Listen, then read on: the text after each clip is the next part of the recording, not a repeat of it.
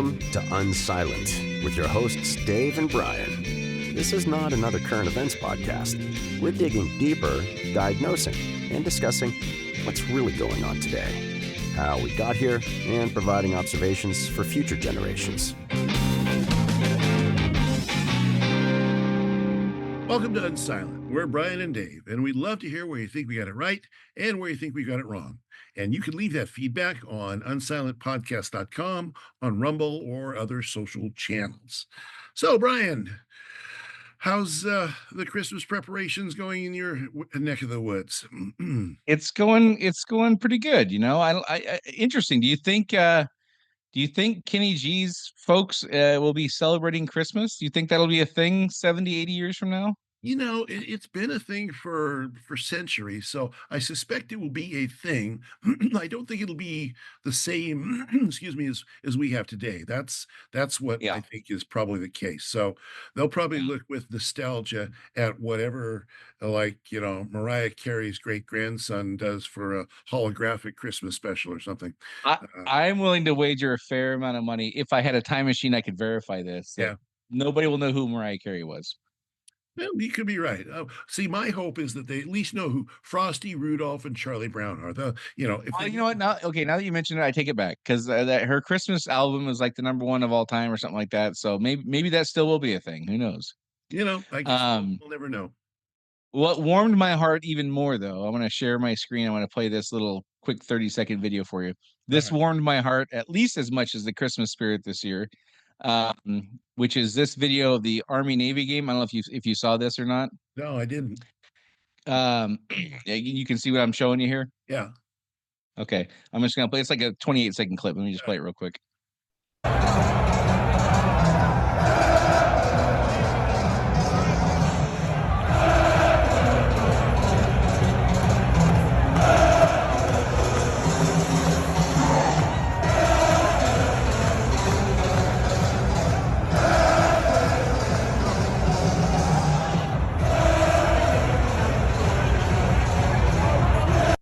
So that is the Army-Navy football game. Yeah.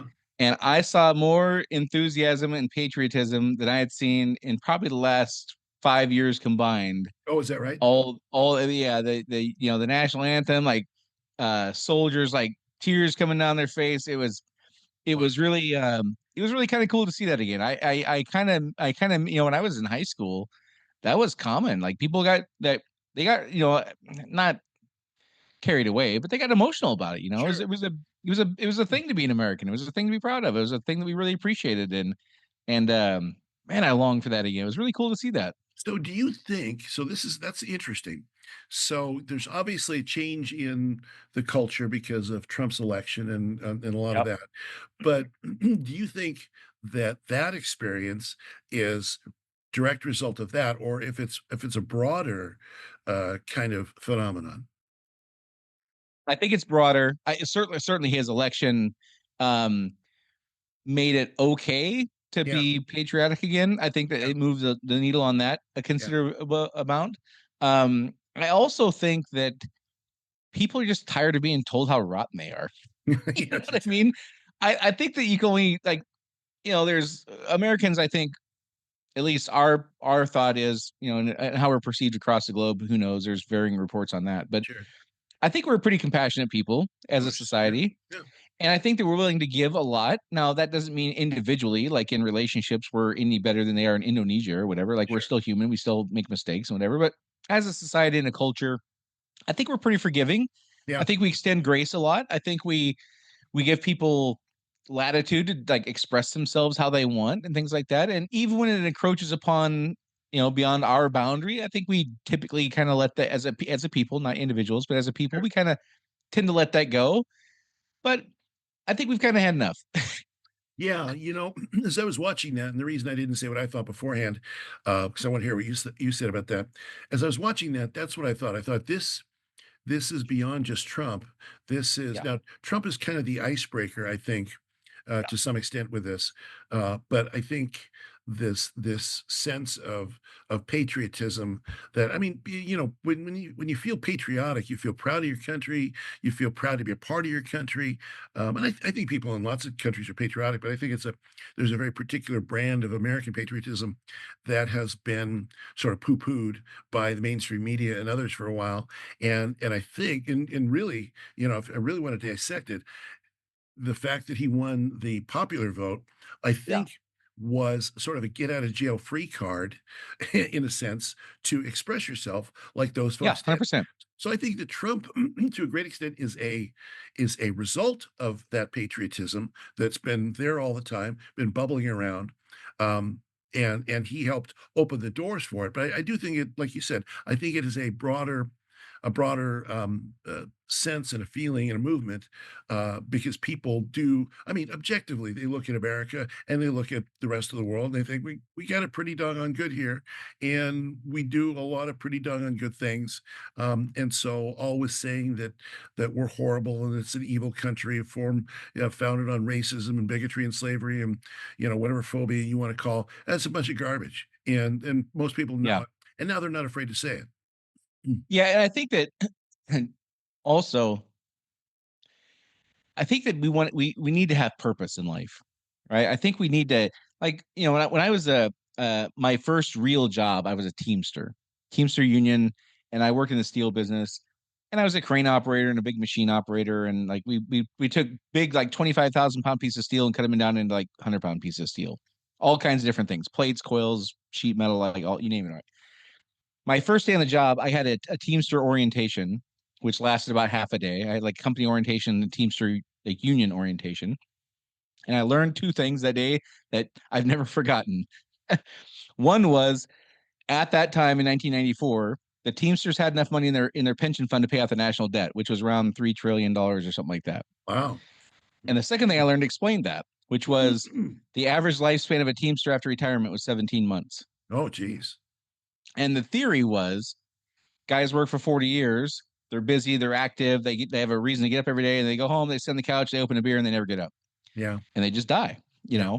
Now some of it could have been physical ailments and whatever. But Teamsters historically retire pretty young. Like, if I would have stayed a Teamster forever, I could have retired at 52. And I Wow. know guys in that company who retired at 52, 53, 54. So to die in your late 50s, early 60s, late 60s, even, like that's pretty early. Yeah. But their thesis was people just didn't have a purpose anymore. And I think that as we look at like what's happened over the last several years, yes, we're more driven to act immediately to run away from something that scares us, or run away from something that scares us and towards something we want. That's been proven by Harvard and other Sure. people smarter than me. But I think bigger picture, Mm. you can only be fighting against something so long before you kind of have this awakening, and you kind of go, okay, well, what do I want then? If I don't like Right. this, if I don't like Yeah. the path I'm on, at some point you're going to go, okay, what do I want instead? Like, Yeah. if you're in a crummy marriage, like you fight it for 5 years, whatever, then one day you wake up and you go, wouldn't it be great if I had a good marriage? And Right. like you Right. start pursuing that. And I kind of think that it's a million things for sure, but the mood is changing dramatically. I don't think like we're out of the woods. I don't think that, No. you and I have talked about much bigger forces and even our own government probably having a hand in how things go. I don't think they're like, okay, well, Trump won. Well, I guess we tried. I don't think it's going to go down like that. But I do think that collectively we're just tired of it. We want to have a positive vision, not be fighting some enemy that has been proven by mainstream media to be blown way out of proportion. And it's almost laughable. The people who were calling Trump Hitler and a fascist now are flying to Mar-a-Lago to have lunch with him, and like, donating money to it's laughable. It Yeah. really. And I think so. I think that the media losing 100, like almost all credibility. I Yeah. think that's the thing. I think the government is operating so poorly. People just want something different, even if it's bad. It can't be worse than what we got now. Let's just try something different. I think that's a piece of it. Yeah. But I think that if you mostly, I think for young people, I mean, imagine you're a 22-year-old person, and pick a gender, pick a race, doesn't matter. If you're a 22-year-old black male, do you want to live your life like under this belief that you never have a chance to win? Like, Right. that would just get tiring after a while. If you're a white female, 22, do you want to live your life as like you're responsible for every mistake a white person's ever made for the last 300 years. Right, Like right. I think you just get tired after a while. I think people I think they're just over it. Well, and I think And that they got permission to express themselves in a positive way about Trump.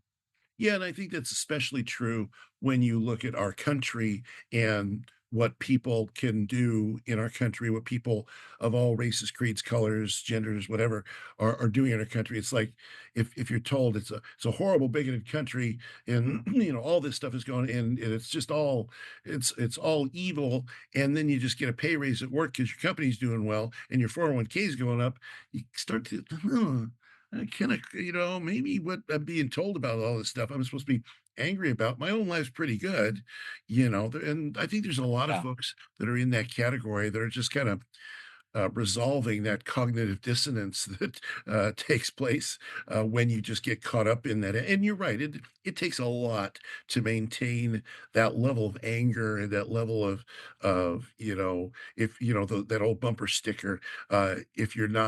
If you're not enraged, you're not paying attention or whatever that is. I Yeah. think it takes a lot to maintain that over a period of time, and people do just get tired, especially when they see their own lives are not really that bad. Yeah. I think there's another old bumper sticker that would speak to that, which is if you're not part of the solution, you're part of the problem. Yeah, yeah, yeah, yeah. So I just realized I did not explain what that video was for people listening in audio only. It was the spectators of the Army Navy football game. It was, and I think that video mostly showed people in the Army college, whatever, Side, yeah. what, yeah, the Citadel or whatever it is. Anyhow, it was showing the pregame for the people in the audience there. So my apologies for not explaining that earlier. Um, all right, a couple other things I think that are noteworthy. I think the biggest story of the last 10 days, maybe 3 weeks, is the drones. Now you're a techie guy, so this is gonna be awesome to hear from a resident expert. I mean, I'm sure you have all this figured out. So I will just sit here and be quiet, and you can explain to us in great detail exactly what's going on and how much longer we can expect this. But I do think it's important for Kenny G to know in the future. Again, Kenny G is this person we're talking to 70 years in the future who's going to be looking back at this period of time saying, "What the hell are those people thinking?" Um, I think this is one of those things that will be kind of kicked around, but I don't think they will. I don't think the amount of concern will be articulated. And there's varying degrees of concern. There's some people who are just like completely oblivious and tuned out to it, and don't care, don't watch the news, and maybe not even know what's happening, and or just think, of course, it's the government, so like why bother paying attention? There's other people who probably live in New Jersey and things like that. They're pretty freaked out. Like what's how would you describe what's going on, Dave? And like, what's your thesis? Well, what's interesting is, I mean, and there's plenty of video of this now where you can see people just in New Jersey, just filming from their back porch, and there's all sorts of, 5, 10, 15 lights buzzing around the sky all around them, not like airplanes on approach, like where I live, there's Yeah, airplanes on approach to SeaTac on a regular basis, but these are all just buzzing all over the place. And and a number of people, and mostly, see, here's the one thing that's very interesting to me about this. A lot of it is at night. Most of those yeah, pictures you see are pictures at night. Now, maybe that's because at night you see the lights, and you don't see those as much during the day. Or maybe it's because who's ever operating these things figures it's easier to hide at night. But if all these people have high resolution phones, they're trying to take pictures. They find a number of them have the sort of running lights, if you will. I heard the actual term for it, but it's like the things you legally have to have on your aircraft to fly it around. yeah, A lot of these are apparently the size of a car, which yeah. I have a drone. I own my own drone. It's very cool. It's about so big. It's about, maybe a foot across, and You can't ride your drone. It's not can't SUV ride my size. drone. No, it's not SUV size. It's not big enough to do that with. So what is, oh, it's just the UFOs. That's it. That's the UFOs. Let's move on. No, I mean, and of course, anytime there's something unexplained, then all of the novel theories come out about what it is. Um, but from my perspective, and so triangulating what you hear the people in the government saying. So I heard Mayorkas speak. I heard John Kirby speak. Mayorkas is the Homeland Security Secretary. Kirby is the spokesperson. I think I think he's an admiral actually, for the Pentagon. So you've got these official people speaking, and what they seem to be saying is we don't see any threat at this time. they don't necessarily come out and say 100% we don't know what it is. So it seems unlikely to me that these could be foreign things. There's been one of the theories has been there's a mothership, if you will. I mean, it's loaded language, right? Mothership, you just think Yeah. of, Independence Day, and there's a Yeah. big Yeah. alien ship coming over the moon is going to blow up the Earth. But it seems unlikely to me that there's an Iranian mothership hovering out there someplace, or, as an actual vessel at sea that's launching these things. Although, people have been tracking them going over the Atlantic Ocean. So it seems more likely to me that these are some sort of federal government program for something, for Yeah. some purpose, testing, making sure that, maybe there's some kind of new uh, program to make sure that we don't have any more spy balloons. And so, from China that floated over. But you see, this is where the more skeptical side of me does come in.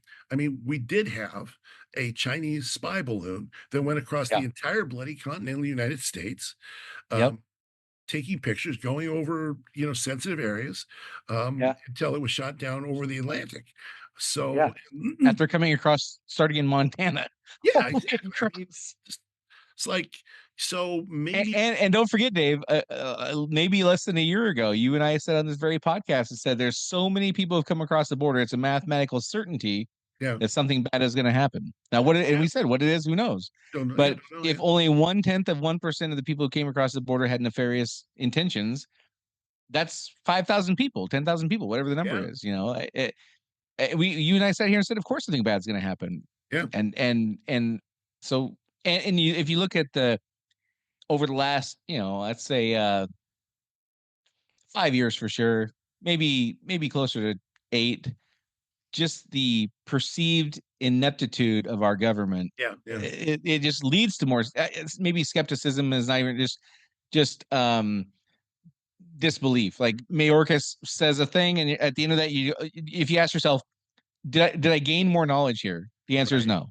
No, no. When Kirby talks, do I know more or less than I did before? Well, I know less because now Yeah. he's introduced a couple little wrinkles, and then doesn't answer those wrinkles either.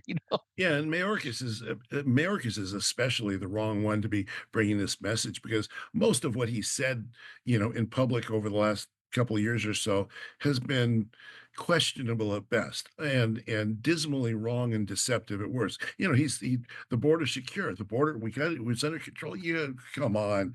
You don't have to have. And then when push, well, the border is secure in that we're putting every possible amount of effort into making it secure. That's Right. his, Yeah. that was his criteria upon which success was measured, was the amount Spin. of effort. Total spin. Well, and so the other things that we can do. So and when these kinds of things come up, and I like to follow the UAP um discussions, and the stuff, that the hearings that they had in Congress about unidentified aerial phenomena and all that. And the way that I approach all these kind of unknown things is to strip away the stuff, all the fluff, and say, what do we know, and where could that possibly lead? So one of the things about a number of these, one of the more interesting ones that I read, I think yesterday or the day before, was that local drone flyers in New Jersey, private citizens like myself who've got drones with cameras on them and stuff, are like, okay, you got drones up there. I'm gonna send my drone after your drone and see what it is. And drone flyers have been, there's, what's it? Uh, uh, Pickaninny, what's that base back there? There's a Yeah. military base. It's something like that. Picatinny.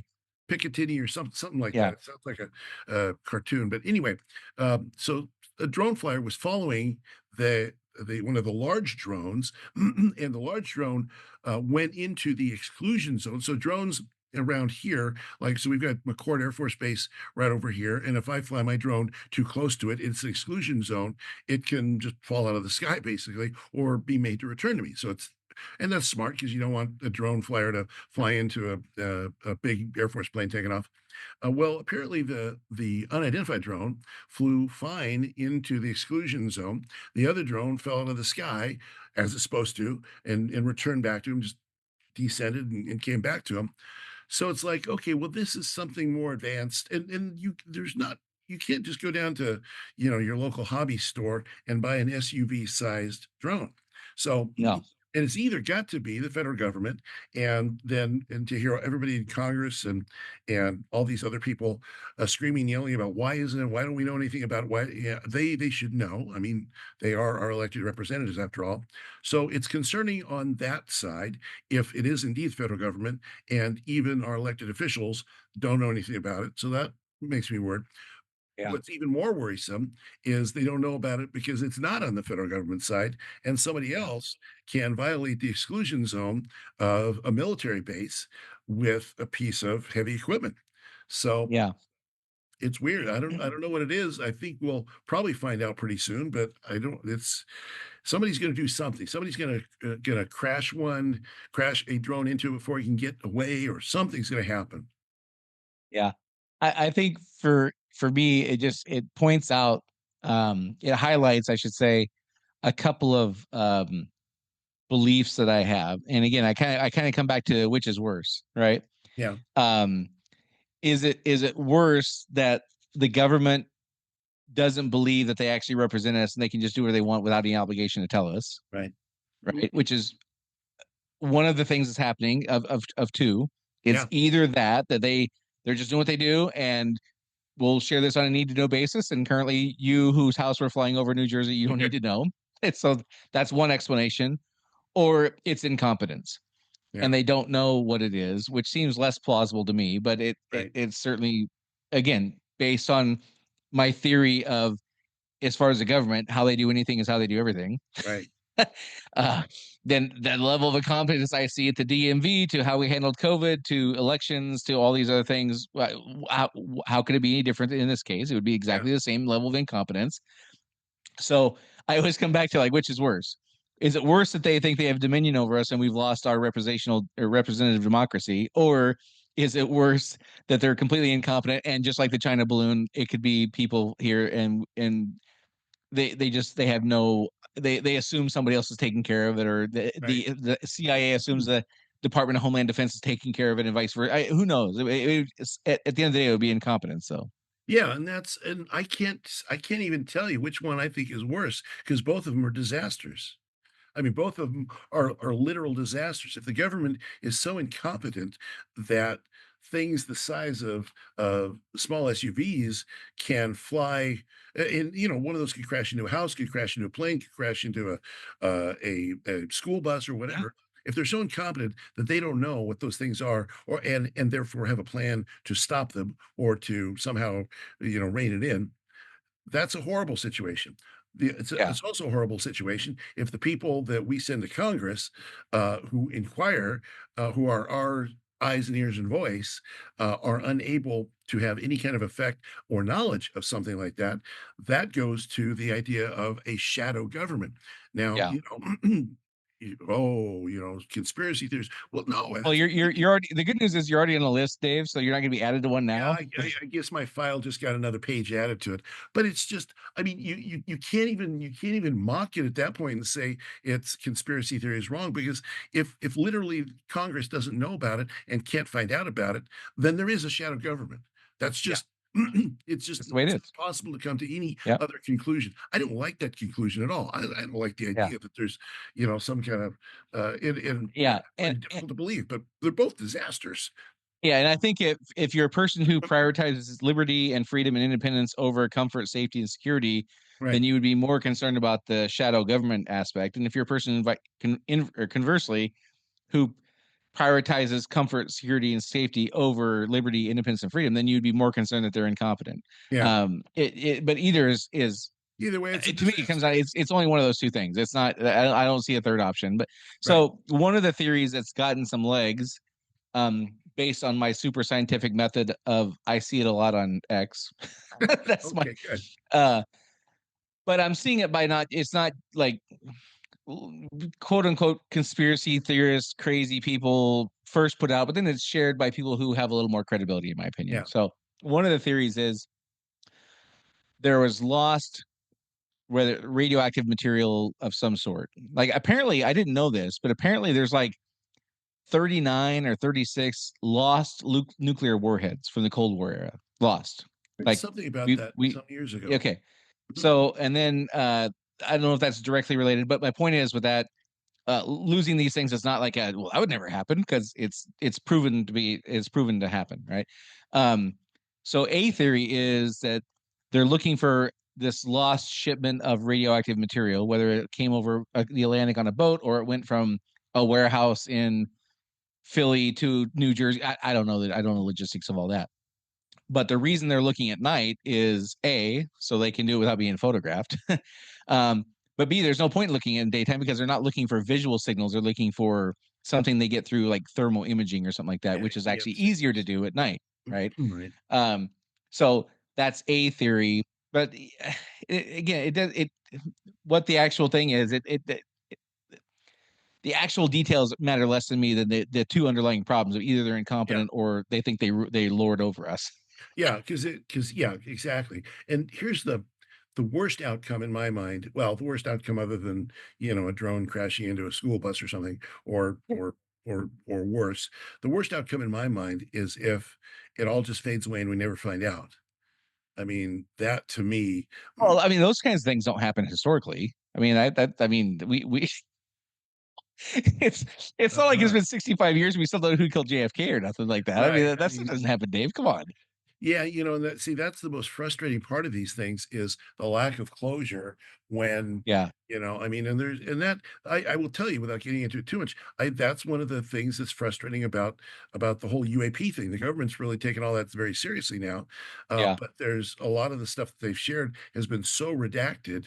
They've shared thousands of pages worth of stuff with lots and lots of stuff redacted. Well, I mean, it'd be great to have some closure on some of this stuff, but And not to get in like a silly conversation about our Martians here. I have no idea. And what do I know, right? But again, the concerning part of all that stuff for me is starting in the 1940s. yeah, They had a program whose intent was to discredit, embarrass, that's shame right. American citizens for saying a thing they believe to be true. Right. Now, are there people who are crazy who made shit up? Of course there are. Sure. Are there people who saw things they didn't? Of course there is. Yeah. And there's people who legitimately think they saw what they saw. And Right. and the governments thought their role was to embarrass and shame and discredit them and literally ruin their lives in some Yeah. cases. And these are the kinds of things I think about when people say they want more government. Like, well, this is how it works. Like, why? Yeah. Why there's a necessary level of things we need. We need people to build roads and plan cities and do these things. I get that, but let's stop well short of somebody being the moral arbiter of like who gets to speak and who doesn't, who gets to say Yeah. things that they think are true and who doesn't, and what level of consequence there should be for saying that you saw a shiny spinny thing floating that you can't explain. Why does that mean your life has to be ruined? I don't Right. understand that. Well, I think part of what happens with all this too is that we talked about this last week, how government just expands and expands and expands and expands. So it not just in terms of personnel or in terms of budget and all that, but I think it expands, in terms of what those in it think its mission is. And so it's like, okay, you're here to protect the country. Well, yeah, but if too many people think that there's, for after the Roswell in 1948, or then they launched Project Blue Book to sort of discredit the whole thing after that. So all of these things they think, well, our job is to uh, keep everything safe and keep people in line because they could start freaking out if they think there's things that we don't have under control. And it's just that creep, that mission creep of government again. And that's why really the solution to that is decreasing the power, decreasing the scope, decreasing the funding, decreasing the intrusiveness of all of these things. Yes, you risk missing some things because of that. You risk not doing some things because of that. But it seems to me that the risk of mission creep and overreach and doing things that the public doesn't want you to do, that the people you work for don't want you to do, it seems to me that the risk of that is far, far greater. Yeah. I just had this thought and I looked it up to make sure I got the quote right as you were saying that. This is a phrase I've heard in a business context of business development, business building, efficiency, that kind of stuff. But it just struck me as you were saying that how much this applies. And this quote is, the purpose of a system is what it does. Meaning the outcomes you get from whatever system it is, that's the purpose of the system, because the system or process always yields or you always end up with the result that the system is capable of doing. And and Right. and and so in business, like if you have if you have a system that for sales or marketing or, efficiency and fulfillment operations or whatever, like you have a system and you're like, well, this system isn't working. No, the system is doing exactly what the system is supposed to do because you just have a broken system, Right. right? In the context of what you're describing, if the purpose of a system is what it does, well, using my example of the discrediting and shaming and ruining people's lives for speaking out about seeing something they thought they saw, and what you're describing with mission creep and things like that, the purpose of this system is what it does. Yeah. It hurts people that have dissenting opinions, Right. and it seeks to ever grow more powerful. Right. Yeah. That is the purpose of this system, and that's why that, in my opinion, that's one of the things that is why we're at these cycles. We are the fourth turning Yes. and the pendulum and all these things is because the system gets so far distorted, and the disparity between the wealthy and the middle class or poor becomes so great that the system just it doesn't work for enough people. Enough people stand up and say I've had enough, and they push back. And as we saw with the Trump thing. So before we move off the drone thing, I'm going to kind of throw a tinfoil hat idea at you, but I don't think Bring it's it. entirely tinfoil hat. But what the hell? Bring it. My great grandkids can hear me talk about what a crazy nutcase I was. That's fine. I heard this theory, I don't know, maybe 10 years ago, maybe longer, maybe I don't know. But the theory, and I think it's a bit of an outlandish theory. However, I'm going to ask you a question at the end that maybe may not make it so outlandish. But the theory was that somebody like who's the guy that came over from Germany, built the rockets, Von von Braun. Victor von von Braun. Braun. Yeah, Yeah. okay.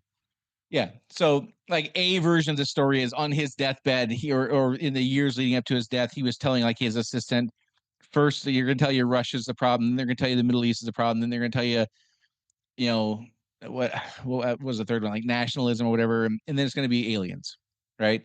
That this is like this is the playbook for how they gain control. Is they got to keep ratcheting up the fear to Right. get people to relinquish control. Okay, so forgetting that part for a second, if you and I agree, which we have many times on this podcast, that there's some kind of like the guy from Russia, Bezmenov, he called Yeah. it a global communist conspiracy. Right.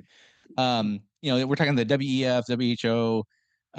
What's the other one? The not NATO, WTO. but WTO. yeah, WTO. Okay, yeah. So those kinds of organizations, you and I agree that their goal is that the system, the purpose of their system is what it does, which is try to unify power under one global government, Right. right?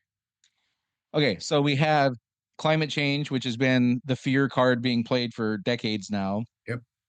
We have racial issues, we have all this stuff. How could it go any other way than ultimately, whether it's this year, 10 years from now, or 300 years from now, how could it go any other way, Dave, than having a fear that's global? And the only thing that would make a global fear is an outside threat. Sure. How could it go any other way than ultimately we end up with the aliens are here and we have to unite to fight them? And oh, by the way, in order for us to unite to fight them, you have to give up all your rights. Like, Right. how could it go any other way? Yeah. I mean, that's pretty much. I heard that same theory earlier this week, and it fits with the things that I've seen. Like there's a bunch of discussion. There's the what's it? Not transparency, but there was an act passed 2 or 3 years ago where the government has to tell us about any UAP encounters. Because they're all over the place. Military pilots. Now uh, and there's a database of encounters being kept by the government now. So the government now has a tremendous amount of interest, it seems. I mean, and these are congressional acts. This is not some, Yeah. kind of UFO conference or something. Yeah, Rubio's been a big proponent of this kind of stuff, and there's Yeah, a couple others. They're not. I mean, there's you may not credible agree with their people. politics, but they're not crazy people. Then Yeah, no, these they're are credible people. Yeah, yeah, they're they credible want people. just want transparency. And so that would fit with that because yeah, if you're take climate change. If climate change were to, if we were serious about climate change, if Earth was serious about climate change, Earth is not serious about climate change, but if Earth was serious about climate change, then you'd have to get everybody together to do something about it. That doesn't happen.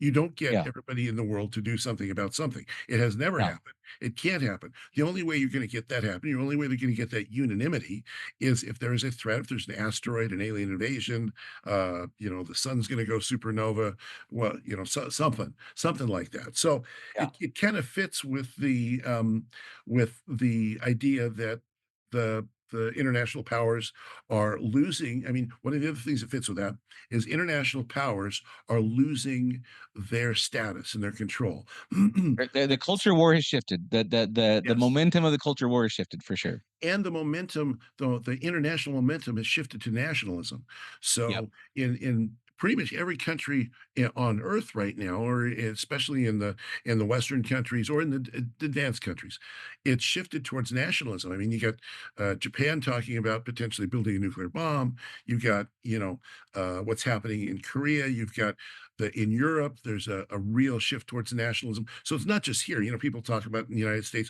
white nationalism or Christian nationalism or whatever.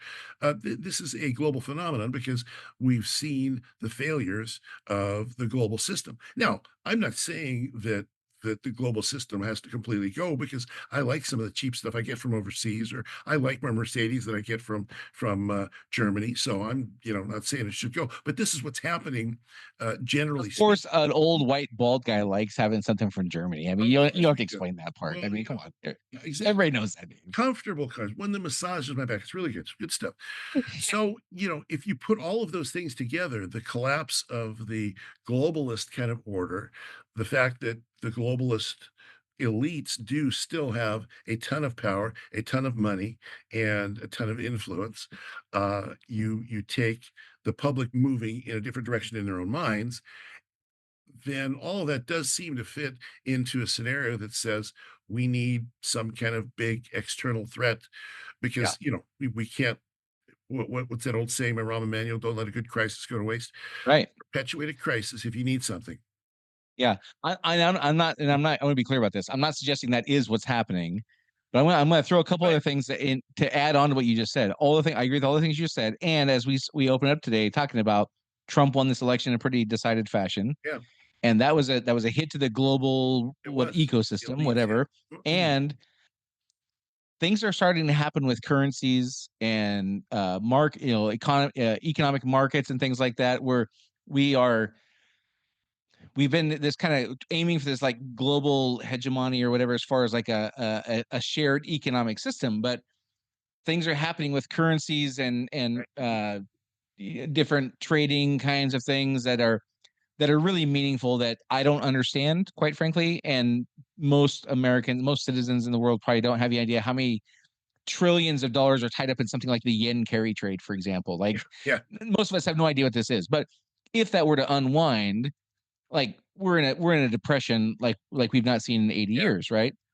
And as that happens, what I've seen from people who are experts on this kind of stuff is countries who have been working together all of a sudden start going, yeah, but we better look out for ourselves first. And yeah, they change their posture and they change their decision making criteria from the aim is to have everyone working together to the priority becomes we got to protect ourselves.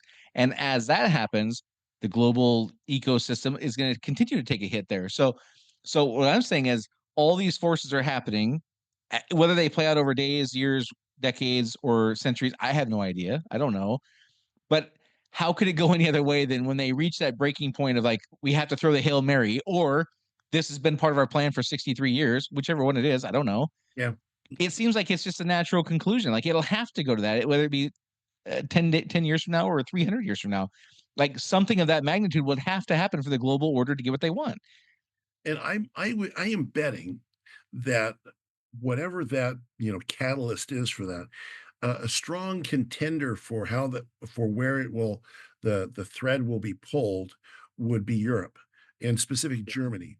I mean, Yeah. I don't know if you've seen so Olaf Scholz is out, and and Germany suffered in all sorts. It's still the biggest economy in Europe, but Yeah. as the biggest economy in Europe with some very deep systemic problems, it's the linchpin of the EU now. And as if Germany says, "Nah, we're this thing about decoupling from Russia, we need Russian gas," we're going to get there's so many opportunities for the EU to fall apart right now, which would then that would bolster America's need to be on our own with Mexico and Canada. So you Yep. can see a complete realignment of the globe. I mean, look at just what happened in South Korea. with the president being impeached, declaring martial law, and then getting impeached. So you could see, before that happened, I mean, I knew there was stuff happening, but I didn't imagine that a stable No. democracy, one of the biggest and stable democracies in the world, and a linchpin of freedom in Asia, could Hmm. fall into this kind of wackadoodle scenario. Yeah. So yeah, so all of those things together seem to say that the pot is boiling not just here, but at a lot of places. And if that does boil over, I do think that the best place to be is right here because we do Yeah. have energy independence. And Yeah. And a couple pretty good sized oceans that protect us from all yeah, that stuff. And exactly, which is which and what you said about NATO, I think is interesting because a couple months ago, we dissected that Mike Benz interview where he talked about yeah, like there's no such thing as domestic policy. All policy for the United States now is foreign policy right. to protect the big corporations, to keep NATO and the EU intact because there's 550 million people that live there versus only 330 million that live here, and that's a lot of people that buy iPhones and things like that. And as like you're saying, like if Germany were to say, you know what, the EU is not really for us, like all that stuff comes crumbling down. Yeah, And again, I'm not saying that drones are aliens, and I'm not saying that they're making up them. I'm not trying to say that this is not a world of worlds kind of thing. I am saying that that would be a natural climax for this sure. movement. And along the way, whether it's that now or other things, as this kind of global order falls apart, they're going to be throwing Hail Marys. They're going to be Sure. doing things to scare people. They're going to be doing things like putting drones up at night when nobody knows where they are, just to freak people out and have a sense of insecurity where they have to rely on government to step in and save them. Like it's the playbook as old as humans. Like that's Yeah. that's how it works. I find it fascinating too that all of these things are happening simultaneously everywhere. So China, so we can think, we tend to think in bilateral terms when we think of international politics and things. So good guy, bad guy, stuff's going well here, it's not going well there. China has all sorts of problems, financial, economic problems. There, the currency problems they've got, the real estate problems. The real estate one is absolutely massive. It's Like I, huge. I don't think we can even put into context what the No, real estate problem they're having is compared to here. no, yeah, but by no means, because we've never run a system where the government sells off the most of the economic activities, government selling off government real estate to create a prosperity. So yeah, Vacant homes they're selling to people so they can say they have a second and third home as a real estate investment that right. nobody ever lives in, on the premise that someday it'll be worth more. Like it's like Bitcoin in real estate. It's a Ponzi scheme, and no matter how powerful you are, and she is very powerful, it's kind of coming apart. So you look at all over the world, you look at all of these things simultaneously, and think, man, this is because usually we think, well, this country's doing good, this country's not, but it's everywhere. And in the United States, I think we've got, so Trump's got a lot of big plans, but presidents do what circumstances require them to do, not what they promise or get into office to do. With And the hand they're dealt. yes, They do what there's no way they do around what they have to do with the hand they're dealt, and the exactly. hand that he was dealt is not as rosy as it looks. Oh no, and next year I mean, we've got our own property crisis in the United Yeah. States. We've got a huge property crisis with the We've got a refinancing. debt crisis, a variety of different kinds of debt crises. There's all kinds. And we're in a short time, so I want to ask you this Yeah, question. Um, like you said, China is like their currency is falling apart, their economics falling apart. When that happens, historically, that's when countries go to war. yep, Like we need, especially China and Japan, like they have centuries of going to war because one of them right, was usually Japan running low on resources because they have no yeah, oil and like right. things like that, right? So when these breakdowns happen, that's when they go to war, right? Yep. Historically speaking. My question for you is are those wars, if they were to happen, because these countries start having their own independent crises and they have to do things to like boost birth rates and fix their currencies and get Right. resources and like whatever that looks like, right? Does that work against this global order because they want one unified government and like these people sparring with each other is going to tear that apart, or is that part of the plan that becomes the crisis? Like we have all these countries fighting each other. Wouldn't it be great if we just had one government and we just solved all these problems? Like what do you think? I think it's beyond their capability to do the latter. I mean, Yeah. that's what happened. I mean, the order that we have now is exactly what you just said happening right after World War II. So, Yeah. but With the League of Nations and the UN and all that, what you mean? yeah, yeah, and the treaties, and Yeah. basically that's when the US became the reserve currency. And I mean, so all of this stuff that came out of World War II was an attempt at a world order. The problem now is, and the reason I say it's too big, is because after that, China wasn't China of today after World War II. Right. Africa wasn't as advanced as it is now. Now they got lots of problems, but so the entire world is a lot more complicated now than it was after World War II. All of the colonies of the colonial powers of the European powers, were not free running democracies. You didn't have India as being as powerful as it is now. I mean, it's a nuclear power. Pakistan's a nuclear power. So I think that these wars, people could have a vision that say, well, we'll do League of Nations UN 2.0 as a Right. result. I don't think it'll work because I don't think there's any possibility of reining all this stuff in. And war is by definition a very messy and uncontrollable kind of Yeah. of endeavor. So I think it works against I think everything right now works against the globalist narrative, whether there's a war or not. I think whether there's now, if there is, the only thing that could save that, this goes back to that theory we are just talking about. The only thing that could save that is if there is an existential threat from outside. So Yeah. there you go. So I heard you say is the aliens are definitely here. It's aliens. The aliens are here. Well, it's fascinating. The other part of this UAP thing that's fascinating is it's normalized, Yeah. extraterrestrials. For Yeah. it used to be that extraterrestrial. You talk about extraterrestrials, talk about UFOs, you talk about alien abduction and all this stuff. It's like, ooh, you're one of those MUFON whack You're one of jobs. those. You're one of Yeah. those goofy people. But now you've got people testifying in Congress. You've got credible people talking about it. Whatever else you want to say about it, the discussion about extraterrestrials and visitations and faster light travel and all that stuff is kind of Yeah. normalized. So Yeah, that well, would I be mean, if necessary. nothing else, we're much more secular than we've ever been Oh, as very on a much. globe, not Yeah, just the United States, the globally. yeah, Yeah, the other thing that I think is going to be Mark Andreessen talked about this a couple of weeks ago on Joe Rogan's podcast, where the not the criteria, but the way wars are fought is going to be different. Like historically, China was always a big force because they had, a lot of people. yeah, Like, and the number of men you could put in armor or in uniform and put a musket in their hand or a machine gun or whatever, the volume of people you had was a huge factor in like who was going to win, you sure. know.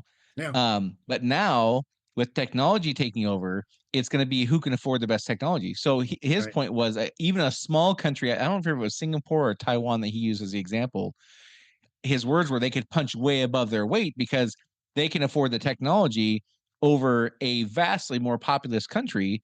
And it doesn't matter because the technology, like whoever can buy the highest technology wins versus whoever has the larger force of right, men in uniform, so to right. speak, right? Um, that realignment is going to have some, I think, big implications as that plays out over the next, let's say, decade or whatever it's going to be. Where just the weight classes, so to speak, of Yeah, global power is going to have to shift, and a Taiwan or a Singapore might become way more powerful than a populous country that doesn't have a lot of money, like I don't know, I don't know my geography or whatever, but they're big countries that have a lot of people, but they don't have a lot of money because they're corrupt or they're just mismanaged or whatever. They have a lot of right. people, but they have no money. Their status is going to drop dramatically because it's not about guys with guns anymore. Now it's about how many drones you can put up and how elusive they are and how stealthy they are and all that kind of stuff. And it also has a greater chance for an unexpected tipping point, because if you have a small country that has some outsized technological capability and they can do significant damage to a big country, well, maybe in the long run the big country wins, but the small country can create a tipping point that leads to a conflagration much bigger than it normally could in a Right. conventional warfare Yeah. kind of scenario. So Yeah, it well, they're gonna becomes, test the boundaries for sure. yeah, All right. Well, I want to leave on a positive note. This is something I found remarkably funny. Now, granted, I have a pretty dark sense of humor, so Okay.